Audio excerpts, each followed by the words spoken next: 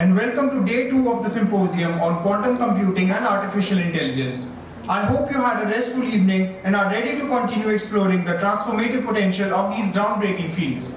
Yesterday, we heard from an incredible line of speakers who shared valuable insights into quantum technologies and AI, sparking important discussions about the future of these domains. Today, we have an equally impressive roster of speakers who will dive into advanced topics including the latest developments in quantum algorithms and AI applications.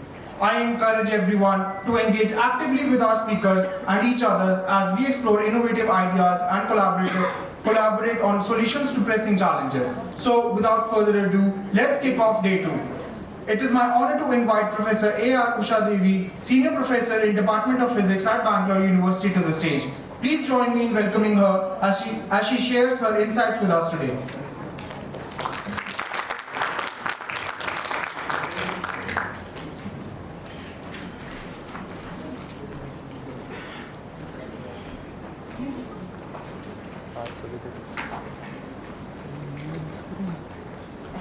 Good morning to all, and it's a pleasure to be here. And I wonder whether I'm going to talk about AI. No, I will talk about something like 2, 3 qubits and geometry and how it led us to do tomography. So that's the whole idea here. So, but these things are really important when we start learning step by step. So I will go through this in a systematic way. So I have a list of my collaborators, my PhD students and others, so with whom I have gone through this whole string of studies that I am going to present today. And thank the organizers for inviting me. Wonderful campus. I would love to be around and go around for a walk and take pictures and all. So it's a very nice, thank you very much for your hospitality here. So I will just give a sketch of what I am going to talk. It's basically quantum states have, how do I visualize them geometrically, because anyway quantum theory has its own kind of counterintuitive, and I don't want quantum theory kind of a thing. At least if we see geometrically, then we get a feeling of it. So many people try to give a geometrical representation starting from a qubit. But how far we have gone in that is what I would like to say. And suppose I start with quantum tomography. For 2 and 3 qubits with its resources, will I be able to take a tomography in one of the cloud processors? That was one of the things that I want to say. What is the scheme? What are the measurements? And how it works is what I want to say. And then there is one more thing, that is to improve tomography. It is something like we can determine whole from its parts. So, did it work? Yes? Ah, okay, fine. No problem. So, let it be. I will do it. So, this is, if I have a whole pure state, what is a pure state? I have to say that. Suppose I have a whole picture, given only parts, that is not full parts, but a few parts. Can I construct the whole? Is it matching one with the other uniquely? That question was raised, and if it is, it works theoretically. So if I do a tomography, I will be glad to do reduced system tomography than the whole tomography. Why? Because it is cost-wise, or economy-wise, everything-wise, it is going to be good. So I want to kind of give you an overview on we can do such parts and determine the whole pure state. So that idea of that. And then I have what we did with my PhD student, implemented the whole from its parts using IBM, Osaka, what is available to us. So I will outline all these things. So basically, as you know, what is the experimental procedure to reconstruct a quantum state? That is what is tomography. Each platform has its own varieties of how to reproduce a state and what kind of measurements are there, what can help us to reconstruct a state. That's a different story. But that is the procedure. So now if we want to have a state construction, we have to deal with measurements. which measurements are good, which are optimal, and which will be resource less intensive as far as resource. Those are important. And we have to find most accurate method. So do we go ahead with most accurate method or just play with it? So that is another thing. Play with it and try to prove. So most accurate method has a lot of constraints as far as its theory, as well as what kind of things will really give me insight, and so on and so forth. So, but that is also a focus in state tomography. And how do we do it in Osaka? So now, okay, as we know, as I already told, we have a double-edged sword here. This provides a complete description. Quantum tomography gives a complete description of the state that I have and what kind of operations that I can do with it, fine. But this is essential for also benchmarking quantum devices. That is, if I have a device, can I just talk about through its tomography, I will be able to say. Mostly qubits is what I am going to talk. So, but exponential resources are required as we scale. Scaling is always an issue. Everybody will talk here. So now with that, let us say this is one 2019. So IBM Q16, that is the 14 qubit system. So this is only a geometric picture of what they did with single qubit. Is there a crosstalk, and such things were explored, and they have kind of very varieties of things. I just wanted to show this is something on a Bloch sphere. If I feed a 0, will I get 0, or there is a little change? So each one has different noises. So we will see zeros and ones on the Bloch sphere, which I will talk in a while. So that is kind of giving a holistic picture of qubits on their own. But can we talk entanglement, or can we talk about other resources using this geometry? That is kind of a focus that I will give. So I am going to talk about reduced density matrices determining the whole state, that idea of that. And then I will also talk about whole from its parts. There is a paper in 2017 again from the Leclam's group who did in NMR 4-qubit W state determined from 2 of its reduced systems, just to give you a reference here. So we will talk with very basics. What is state of a qubit? Everybody knows. But quantum mechanically, I write superposition alpha 0, beta 1, and this is a 2-dimensional Hilbert space, and the expansion coefficients have a normalization condition, otherwise I won't call it a qubit, basic structures. So there are 2 complex numbers constrained by one normalization condition here. So with that we will now say, suppose I want to have average value of some observable that I am going to measure, let us say. So this one, I will expand this in terms of zeros and ones, that is psi is 0 and 1.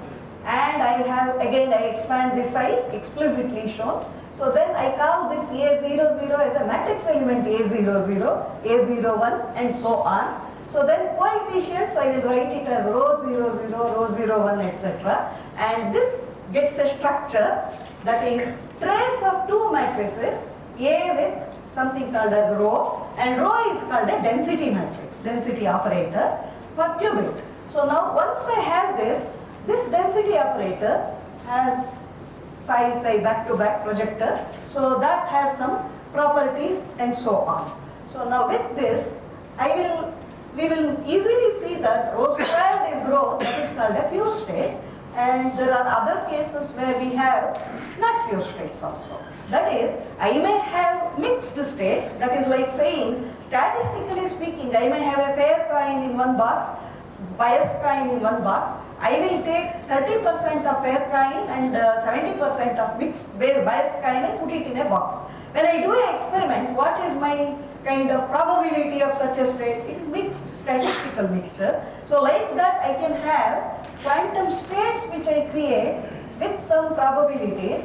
I is 1 up to whatever mixture that I have taken. This is a mixed state. And it is same, properties are same. This is called a mixed state. Only thing is rho squared is not equal to rho. That gives us some idea about number of parameters and what I need to measure as I go on. So that's why I am talking about this. So now mixed state example is basically completely random. That is 0, 50%, 1, 50%, not a superposition. So this is what is a mixed state. If you square it, you will get 1 by 4 times what is the identity. It's not going to be equal to rho that I started with. Rho squared is not equal to rho, fine. So then what do I have? For a Q state, multi-qubit, suppose I take D-level system or D-level quantum system, I can write it in the same way, and I have a Q state here, and I have coefficients which are 0 to D minus 1, designed such that I have 0, 1 and 0, 1, 2, 3 up to D minus 1. Once I have this, these are actually constrained by normalization, as I told you. That is, trace rho is mod Cx squared, that is equal to 1. And also, I can remove an overall phase. Quantum states are equivalent up to an overall phase, we can remove it. So what is the number of parameters that are there and how I design a measurement? That's why I am talking about this. A pure state has 2D complex numbers, if I write it as a column, 2D complex numbers, one normalization, one overall phase. This gives me 2D minus 1 real parameters. But on the other hand, a mixed density matrix, what are the properties and other things, keep it in mind, then we will have D squared minus 1 real parameters. If I take D equal to 2, I get a qubit, 2-level system. So for a qubit, I have only 2 real parameters.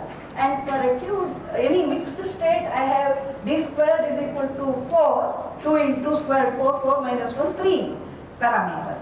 Fine.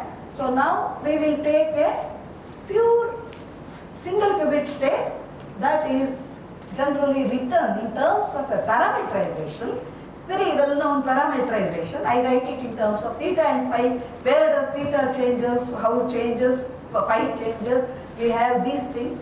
This is clear parameterization for a Q2 qubit state, and then I write a density matrix and I expand it as a matrix expansion in terms of our Pauli matrices, 2 cross 2 matrices, which obey a very good condition, orthonormality of the matrices. So if I do that, I get an expansion like this, and interestingly, I find that the coefficients that I have, the expectation value of Pauli matrices here, they will be like a unit vector, so I can map it on a Bloch sphere. That's the geometry that I was talking about. So I have sin theta cos phi, sin theta sin phi, and cos theta. They sit on any points for a given value of theta phi, they sit on a Bloch sphere. So that is the characterization which everybody uses. So I have this kind of a picture, and mixed states are inside, but unique representation is for pure states. Every point on a Bloch sphere will give you a picture. That is something that forms us up. Are there any other geometric visualization? Yes, many have been talked about. So idea is, will they capture entanglement? Will they kind of highlight something that we want to represent? So Bloch sphere is very famous. In Qiskit or anything, you always have a generated Bloch sphere, fine. But do we go one step ahead and have some 2-qubit representation as a geometry? Those are important. So important in the sense, you will also know automatically what is the entanglement involved. 2-qubit, 3-qubit, can I have at least a little bricks so that I can understand the entanglement? For that, I will just say, there are natural generalizations. Many people have worked on geometry, we too work. So one is ellipsoid inside the Bloch sphere, which I will talk a little about. That is representation of a 2-qubit system as ellipsoid inside the Bloch sphere. So now can we characterize our quantum computers? Any 2 qubits are there, I may write a picture. If I have 3 qubits, can I write a picture? What is the modality for doing that, and will that help us in future? That's what is. That is, to know what is a state, benchmark a state, we need all these kind of geometric pictures. which is evident to everybody to see it and then decide, oh, this has this kind of a characterization. All that is handy. Geometry gives you such a help. So I just thought of pointing out this. This is just to warm us up. Plato had an academy in Athens. So he says, let no one ignorant of geometry enter here. I am not saying that, it's Plato. But I liked it because geometry gives you insight, that too about quantum theory and quantum states. So I just thought of saying this. So now, go to 2-qubit. What it gives you is too much complicated as far as state parameters are concerned. Can I analyze it? That's the question. So I have 2-qubit state. D is actually 4, 2 squared. So 4 squared, 16 minus 1 parameters for a mixed state. So it's a 15 parameter system. Geometry is going to be complicated. So we have basis, matrix basis, which is a tensor product of Pauli's that can be generalized to n-qubit systems also. So now I just want to show you same way like how we did for a qubit, you can expand it fine. But the expansion coefficients here, the mu runs from 0 to 3. That means it's a lambda mu what is there. It represents a real matrix. So this is a real matrix, not Hermitian. So I take this lambda matrix. Why is it important? It is expectation value of sigma mu, tensor product sigma mu, fine.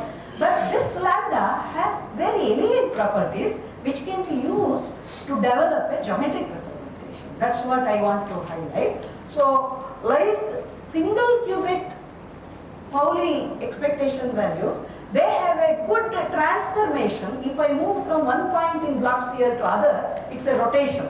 So I can have a what is called as SU2 transformation. But if I write this 4 cross 4 matrix, which is expectation value, this undergoes, if I do a transformation which is called SLOCC, that is stochastic local operations and classical communications, which people know when you do your teleportation and other things. Essentially speaking, mathematically, I can represent SLOCC in a simple way for very special cases as a 2 cross 2 matrix acting on a qubit. And that is local operation but not unitary or not rotation. So that one gives me a very elegant picture, that is this lambda matrix undergoes what is called as Lorentz transformation of special relativity. That is, in physics we have Lorentz transformations, we have rotations. But such Lorentz transformations, rotations enter into our domain of qubits and 2-qubits from some side. So if you know Lorentz transformations, you will think about mathematically how to utilize it. So that's what we did. So we have, I don't show everything, but this matrix plays a very important role for getting a geometry is what I'm trying to say. So now, with that, I will say that this matrix has this kind of a structure, that is, in terms of the parameters of the 2-qubit matrix, I have Bloch vectors of one of the qubits R, Bloch vector of another qubit, so R and S, and then there is a correlation matrix. So this is a real matrix which is a unique connection between our 2-qubit density matrix. I don't want to take quantum theory because I like some real matrices, so then play with it. Instead of a density matrix, you play with this real matrix, so you have everything. So we analyze this real matrix especially for our case, and then we have basically, as I told you, S has 3 parameters, R has 3 parameters, T is a correlation matrix which is real, it has 9 parameters, 15 parameters, no problem. But when I do it, what we have is geometric representation. People talked about it from first thing it was talked about in Imperial College, London. They gave a physical review letters where they showed a set of Bloch vectors. That is, I don't have too much of mathematics written here, but to indicate that is, there are 2 qubits. I am trying to represent it geometrically. What I do is take one of the qubits and do all possible measurements. Every measurement gives you another state. That is, when I measure, this state gets collapsed and write it as a Bloch sphere point, because this is a qubit here. after I measure. Set collect all such points. I have all points. Let us look at the structure of them. That forms a ellipsoid basically, is shown. So I can see that the set of all Bloch vectors of one part is qubits when all possible measurements are carried out by another qubit, all projective measurements. This is shown, and they gave a picture of what is a ellipsoid. And how do I know what is a Bloch vector? Oh, I touched it. Sorry. So this is what is the picture. So this is in 2014, and we thought that too had complications of all 15 parameters running there. So what we thought of was, anyway, we can take a 2-qubit state into a canonical form. What is a canonical form? Simplest by unwanted transformations. Like all local transformations are there. On individual qubits, I can do some transformations, not on jointly. Jointly is not allowed because I have to preserve the resources of what is called as entanglement and other things. So I do local operations and take it to a simplest structure, that is canonical form. Will that give me any simplification? This is our paper in 2020 in physical behavior. What I got was set of all 2-qubit density matrices can have only two possible forms. One is translated spheroid like this. It's a spheroid, not an ellipsoid, full ellipsoid. Spheroid which is translated from the center, but the structure of the density matrix and geometry of the density matrix says you can't go outside the Bloch sphere. It is caged within the Bloch sphere. And what is a physical 2-qubit density matrix? It has to be a shifted spheroid, or it has to be ellipsoid about the origin. That's all. Every 2-qubit state, like how we talked about a qubit is a point on the Bloch sphere, qubit Q state is a point on the Bloch sphere. We got 2-qubit states, can be any mixed state, everything. It is represented as a inside the Bloch sphere. It can't go outside. Geometry is very elegant. That's why I highlighted geometry. So this geometry tells me you have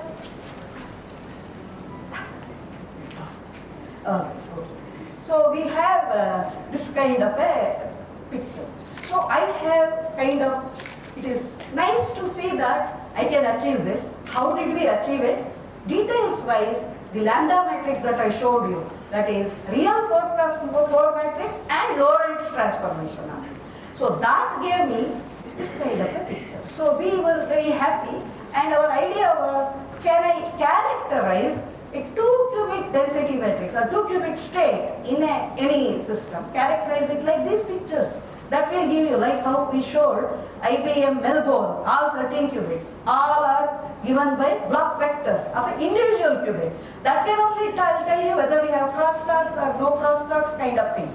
But what we are doing here is 2-qubit characterization. Idea is, can I capture this in any system so that this picture will tell me, it is geometric picture. It's not a quantum state. I need not be scared of it. So I will have such a thing. So then, just to think about what is an n-qubit state. That is, I told you about 1 qubit, 2 qubit, n-qubit state. Q state has this form, and imagine how it scales. It is 4 to the power of n minus 1 parameters. So when I talked about scaling in the beginning, so we have to think about this many measurements in order to determine a state. So that is a calculation which is simple. Which measurements? Another problem. So now I will just say we will go in a snail space, 1 qubit, 2 qubit, 3 qubit, and geometry. So that is one thing that I want to say. So if I have 3 qubit states, people in 2000 they were struggling to give a clear picture of 3 qubits, and Spain group, Asin et al., they gave how do I write a pure 3-qubit state. I told you about 1 qubit in terms of Pauli vectors, how do I write a point, 2 qubits, geometry, 3 qubit, I have this kind of a structure where 5 parameters. In fact, a 3-qubit full state has 8 columns, so 8 into 2, 16 real numbers, 16 real parameters minus 2 constraints, 14 real parameters. But as as in short, I will do local operations, rotations, not SLOCC. I do rotations on both 3 qubits, then I can reduce it to this form. This form comes from rotations on individual qubits. I can make use of rotations which are free to me, but I will preserve all its entanglement properties. I get a 5 parameter structure like this, lambda to 0 to lambda 5. This is what they gave. And then they also talked about, okay, these are important famous states which all of you know. So GHZ and the 3-qubit W states which are produced in almost all platforms now. So these are 3-qubit states. And then I go to talk a little bit more about entanglement measures for us, because how geometry reflects these entanglement measures is my focus. That is in this talk. So if I take concurrence, people sit and take a density matrix and they take what is rho tilde by definition. Rho tilde is something like Pauli matrix, sigma 2 tensor. This is a procedure given, and understanding this paper was very tough, Wooter's paper. But this gives you, take eigenvalues of this and write square roots of the eigenvalues, highest first and all other things. You get what is called as a concurrence, and concurrence lies between 0 and 1. And if at all you want to talk about resource associated with 2-qubit entanglement, figure of merit is concurrence basically. You can calculate it, that is the advantage. Calculate and tell me how good entanglement is there and all such things. This is one thing. And there is another thing which is called as tangle. 3-qubit entanglement can be talked about as pairwise entanglement, or all 3 qubits are needed. So that is called as a 3-tangle. And how do I do it? Again, each row ij means row AB, row BC, row AC, pairwise, and I take this and construct it. And for a pure state, this takes a simple form. I told you there are 5 parameters, lambda naught to lambda 4 and a pi. So tangle can be written like this, calculatable, analytically checked. If at all I have a 3-qubit state, no problem. So these two characterize my 3-qubit entanglement features. So then they also gave, as in paper in 2000, they gave, okay, 3-qubit state, we should not talk about all kind of nonsense, but I will only talk about what are called invariants, that is local unitary invariants. That is, if I do a local operation, these quantities do not change. They show here. And how many local invariants? 5.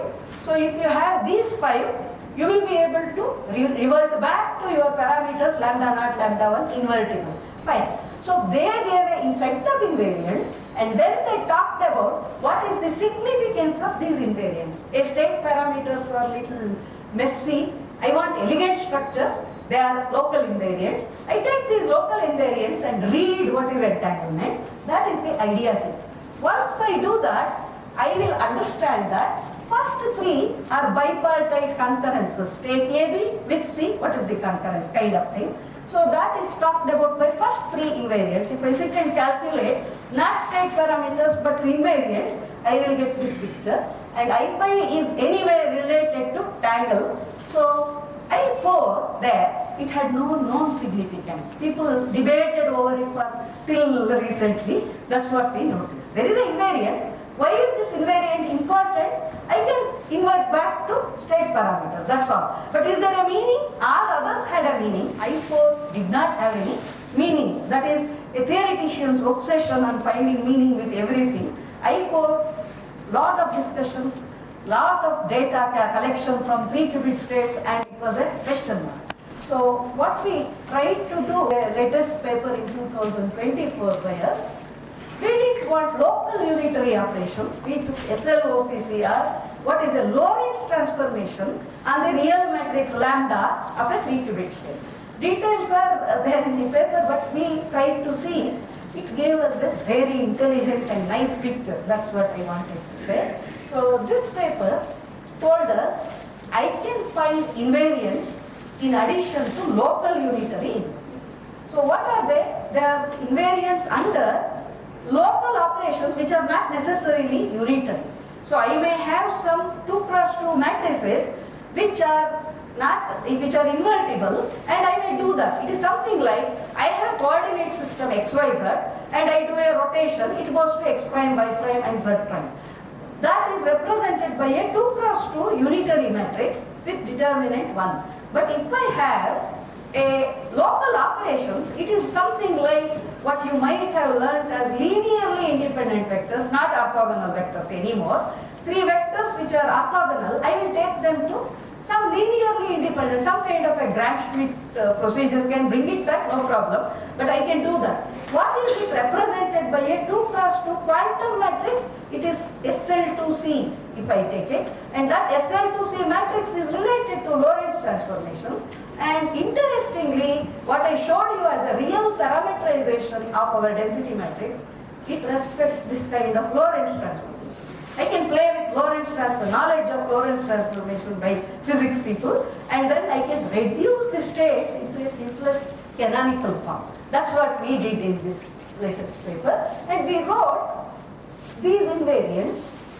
This structure remains invariant under Lorentz transformations of the lambda matrices. I didn't show it here, but that's the exercise that we did. So this gave us complete counterparts of local unitary invariants. It gave us Lorentz invariants of the lambda AB. Lorentz is nowhere there, I don't do relativity, that's not the issue.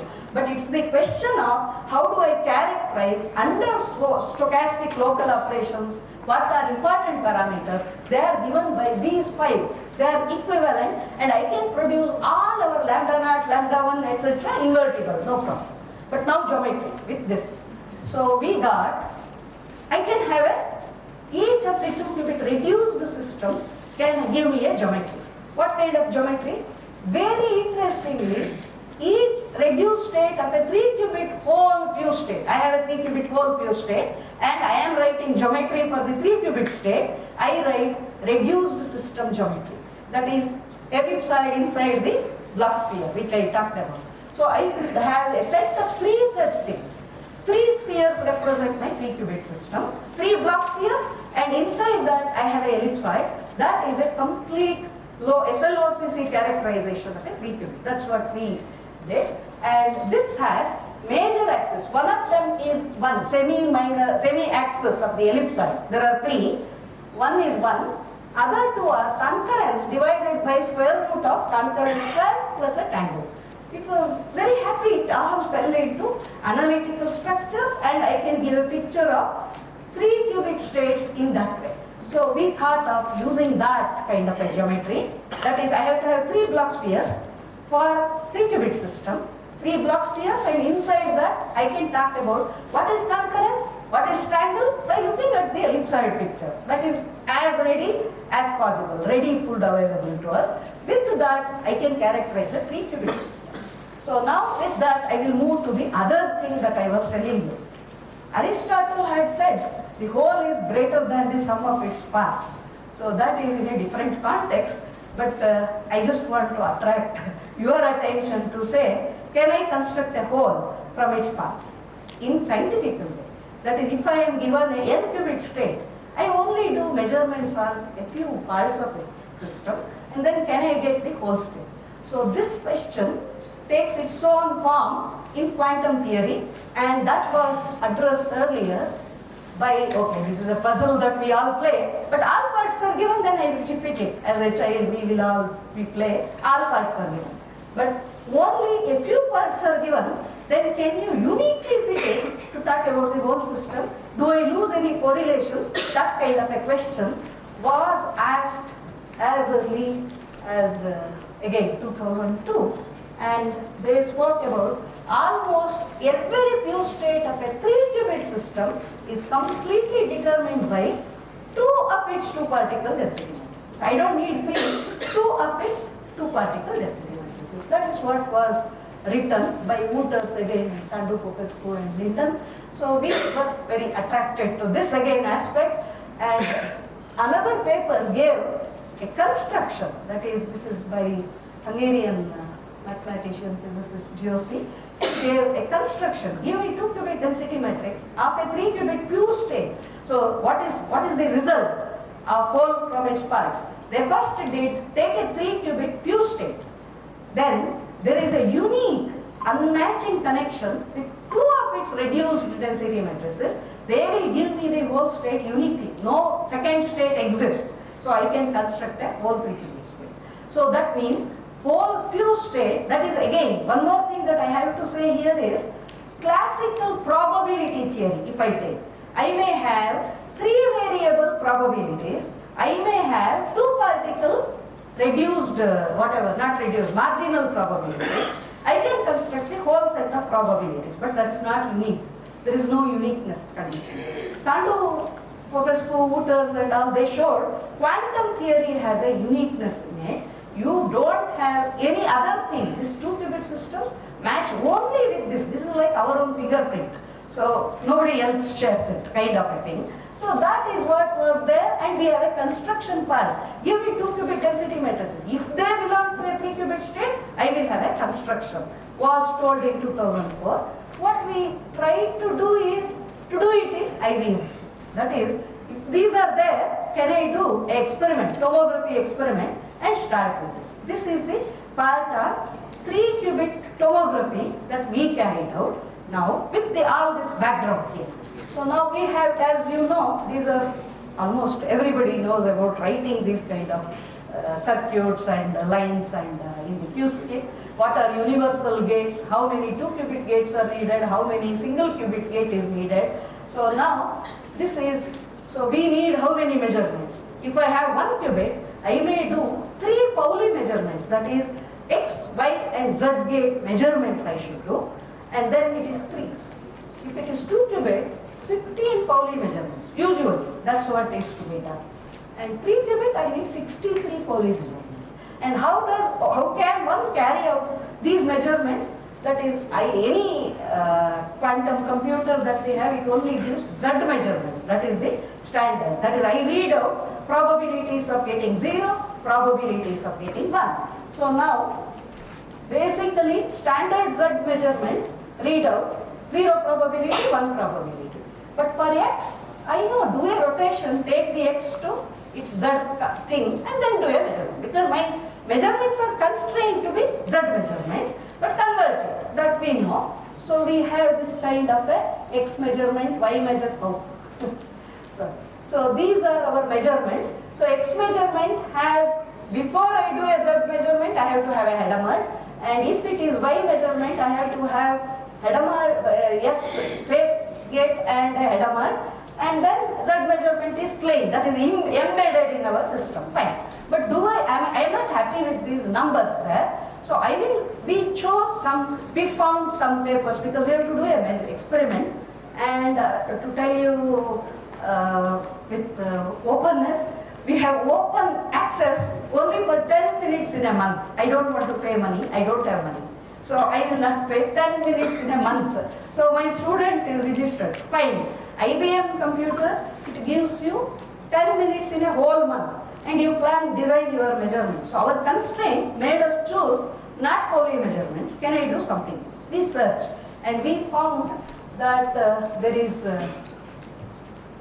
only 7 measurements, and I calculate what are probabilities theoretically. That is, if it is an identity means I am only measuring Z finally. So what do I get? I get trace row, pi I tensor pi j, pi I is a projector on Z and all that. What can I determine? All diagonal elements.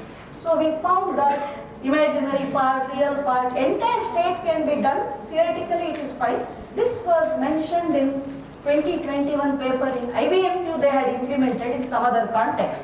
So we took it, fine, that is better. And these are the circuits which are well known. That is, if I have a scheme, mathematical scheme, I can write circuits, no problem. I can run the circuit also, no problem. Once I do it, we designed for 3 qubits. That is, extended this and tried to do 3 qubits. How many measurements needed? Not 63. We had 17 measurements. So these 17 measurements, we calculated that they will give all elements. This is not 17. So if anybody needs details, this we designed, we checked. All elements are determined, it is independent. Fine, 17 is better than 63. Let us start the gate. So we did it, and what do we have to do in any computer? What is quantum computer here? You generate a probe state. You want to check it. I have system of qubits. I want to generate what I want. So that is my probe state. And then do apply measurements. We have 2-qubit measurements, which are set of 7 measurements. 3-qubit measurements, which are a set of 17 measurements. So whatever I apply. And then record outcomes. Then comes what is called as classical process, which needs more time than what we do here. So it needs all our statistics, understanding and processing using statistics basically. So you have to do gate error mitigation, and is it fine what we got, and find a calibration matrix, that is what is the error. Now we are in a NISQ era, we have to deal with error mitigation. So do it, and then find fidelity to have a figure of merit. Have I got my state with what kind of fidelity? So I have this, and what is the error mitigation method that generally used is what I am telling you. So I have, Bond rule tells me what is the probability that I get with each measurement.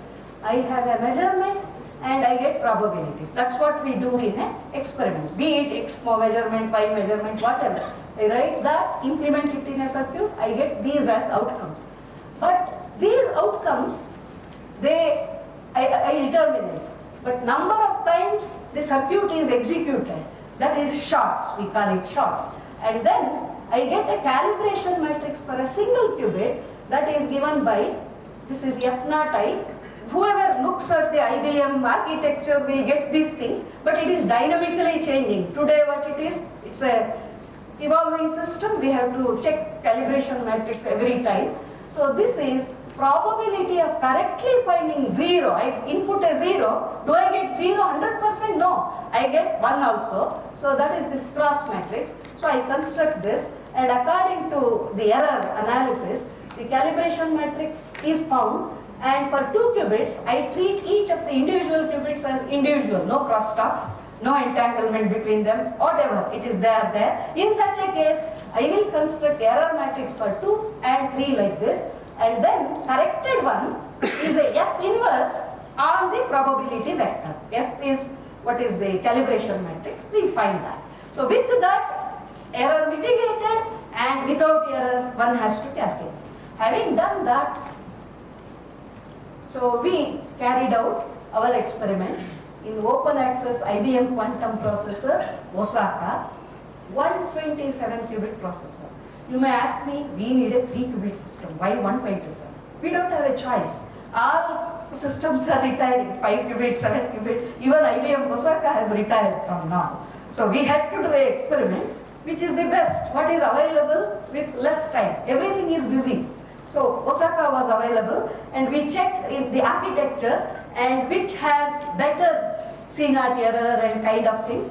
We picked this, and we carried out 10 minutes in a month, and we collected measurement data during some 3-month period, and all the time we were doing analysis part to do this. So 5 trials were carried out with 20,000 shots. So we got 1 lakh shots that we did in an experiment. What did we do? We created a W state, whatever, 3-qubit W state, probe state, and we checked whether W state is reproduced. How many times? 20,000, 5 experimental trials. Which experiments? 2-qubit reduced density matrix determination, that is rho AB and rho AC, no need for rho A, B, C. So we did all 3-qubit also, and then compare, that is to check a claim on whole 3-qubit state can be determined from its parts. That is one thing. And reduced tomography method, that is another thing. That's what we wanted to check. So when we did it, so this is the picture. We are here. These are our 3 qubits. So in the 127, because we had no other choice. We were earlier working with 5 qubit, 7 qubit kind of things, but this is the choice for us. So and then we know these are relaxation time. If we pick these 3 and neighboring, so it has a good C-0, 97, 98. It gives you 0.007 error. That analysis is done, necessary. And these are some 2-qubit tomography involves only 2 qubits, no measurements on 3rd qubit. 3-qubit has all 3 qubits, whatever table, 17 measurements I have shown. This 5 set of trials were done, and we got all the histograms for all trials. I am showing only for one trial. So these are density matrices, that is, this is 8 and 8. So which is theoretical, which is experimental. Here we have real part and also imaginary part. No imaginary part in W state, but we get results which are errors. So that is fine. And then what we have for 2-qubit tomography from W state. So what is theoretical, what is experimental? That is what is the picture for one trial, but we checked all 5 trials and we did the analysis. And I just included this because fidelity is something, how close are 2 states. So we want to check our W state, which is the theoretical simplest state, how close it is to what is experimentally constructed. So we have to use this. This is a good measure. It lies between 0 and 1. Everybody should quote figure of merit. Oh, I got 99%, 98%. So that is what is the thing. So now, so we got this table. This is our final table where if I did 3-qubit tomography, number of measurements are more, whole 3-qubit. So we got 88.88 as our fidelity. On the other hand, if I do 2 parts, this is 0.99. So this is something better. Obviously, in NISQ, if you do more measurements, you get prone to get more errors. But the idea is you have a theoretical background, the 2 qubits will surely determine your 3-qubit state. That is the idea that gives us and verifies that so your fidelity with parts is better if you are sure that you have a pure state. So this is a complete theoretically what you have, and you can do geometry with it. We are yet to do, so I am not showing the pictures of ellipsoids and other things. We still didn't have much thing to do. So what we have done is experimental reconstruction of a 3-qubit W state. We didn't do just W state, we have done so many other 3-qubit states. I am only showing W state for just kind of advertising. So using this tomography of its 2-qubit reduced system, only 2, not all 3, so 2 of them, and using 3-qubit quantum state tomography in IBM processor, we did 5 experimental trials, 20,000 shots per trials, and fidelity shows that determination from parts is more resource non-intensive, so and it does give a good state. That is what is shown here. So finally I come to, my time is okay. So this is, first I told you number of measurements, number of parameters, number of measurements, and geometric picturization, which we are yet to do, that is to characterize IBM Osaka 3 qubits I can do, but if I have to do everything, we have a geometry with us, how good it fits this experimental data needs to be done. So this is the geometric picturization, and construction whole from its parts is another thing that I have mentioned, and experimental construction. So we do have many things. So when I talked about 1 qubit, 2 qubit, 3 qubit, it looks like hare and tortoise story, but we do have a hope of winning because tortoise wins. So let us say we have a clarity and go ahead with our own grit, maybe we have some contribution which is going to be, with our passion and integrity, we will be able to achieve it. So we have a lot of rat race, keep it aside, do our own game is what I wanted to say. And finally, I want to just flash this. This is David Mermin's book on quantum computation. Mermin writes very wittily and he talks about this. I request you to read it. What he says is, only a rash person would declare that there will be useful quantum computers by year 2050. But only a rash person would predict that there will be. Never mind. Whether or not it will ever become a practical technology, there is a beauty to the theory of quantum computation that gives it a powerful appeal. He gives classification now.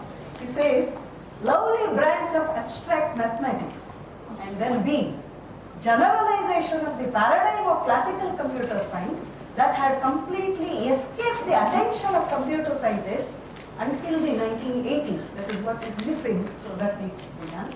Demonstrating that in a very deep sense of theory of computation. Okay. So you have, it cannot be divorced from the physics of the devices that carry out the computation. And source of new examples that illustrate and illuminate the surprising and often mysterious kinds of phenomena that the quantum behavior of matter can give rise to. So this, what can come in our way and how we utilize it is important. This is Mermin's statement, and what he says is, you may or may not find point A, that is lovely branch of abstract mathematics. This is compelling. Many physicists, he only talks about physicists, so many physicists, not including me, he says, they are immune to the songs of this particular science. That is, so I tried to give you some simplistic pictures which might guide us. That's what is the intention. And thank you very much for your attention. I will have to take Tomography. First thing is this. So somebody would have created it. You have to characterize it also. First thing is characterization.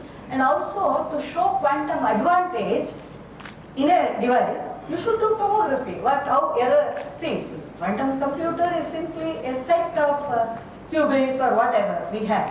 So are these capable of doing the task that we give that can be checked by tomography? That is like a transistor is given with its HAP and other things. So we have to have a tomography to give you a device. So somebody has to do an experiment and do it. That's it. Thank you. My question is that we represent the three-qubit system as a ellipsoid inside the sphere. Right. So if we reconstruct the sphere ellipsoid from three-qubit system and another from two-qubit reconstructed. Right. Yes. I agree with you. Yes. Do it. That's why I didn't present. I told you the ideas that we had, like how people represented a Bloch sphere up and down each qubit. We want to have all three qubits, but we don't have an army of people to work on it. So we did whatever we could so far. But we will present the whole geometry out of 2 qubits and out of 3 qubits. Does that show clear errors? That is what we want to do. We only check fidelity. That's only a part of that. If I am looking at an elephant, I am only looking at a part of it. But we have to do much more. Thank you for that. Representations for entanglement, I pick concurrence and tangle in the case of 3 qubits. As we go high, we fail again. This is scalability issue as well as analytical characterization, all that comes into picture. Then one can try looking at, it is like how we do in physics, is 2-party interactions, 3-party interactions, that will give me everything. Like how we talk about gates, only single and 2-qubit gates will give me universality. Let us hope that only 2-party, 3-party, will it give? If it doesn't give, we have to look for higher order entanglement. And that is still a question. That is to characterize them. So one has to do such things besides the race for quantum computers.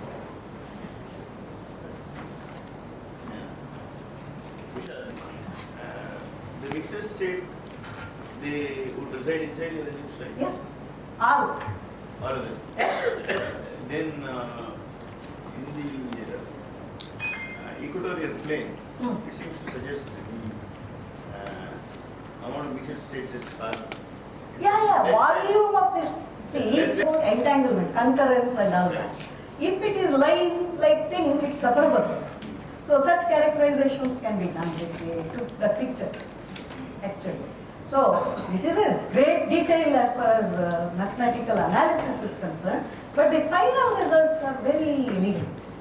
So we think that like Bloch sphere, we should have this picture, which gives complete 2-qubit and 3-qubit structures. At least 2-qubit for arbitrary, 3-qubit only for pure states. So like, thank you. A fascinating presentation on quantum state tomography and the reconstruction of pure 3-qubit W state. Your insights into this complex topic were truly enlightening, and we appreciate you sharing your expertise with us today. Now, I please request Shri Nishant Shekhar, Scientist D, C-DAC Patna, to felicitate Ma'am.